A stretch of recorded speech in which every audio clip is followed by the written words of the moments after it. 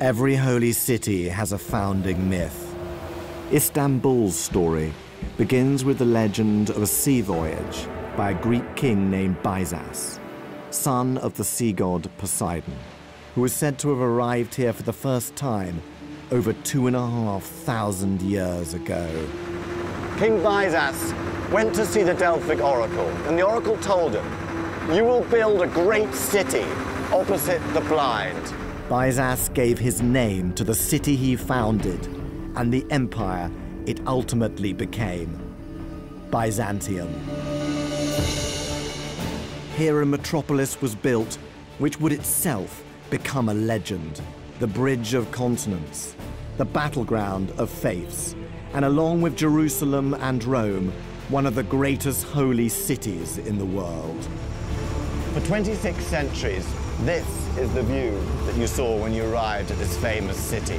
And this is how you caught your first glimpse of its palaces, its churches, its temples. Conquerors and pilgrims, traders and travelers came here for its power, its holiness, and its pleasure. No wonder they called it the city of the world's desire.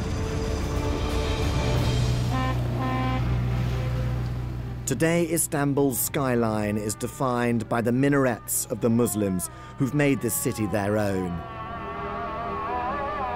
The air is filled with the calls to prayer for a mainly Islamic population.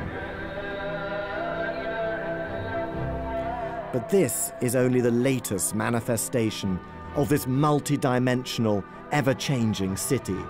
Before them, the temples and churches of Greek, Roman and Christian gods dominated these streets. It was in Constantinople that the Virgin Mary was said to have defended the city on the ramparts. It was here that the Muslim armies burst into the Christian city. These are the streets that have been the battleground for some of the fiercest political and religious conflicts of the last 2 millennia. Istanbul has been the focus of passion for the believers of 2 world religions. And I've come here with the questions of both historian and traveller to examine the fabric of a place which has been the sacred imperial capital of 2 empires, one Islamic, one Christian, and yet started out as little more than a humble fishing village.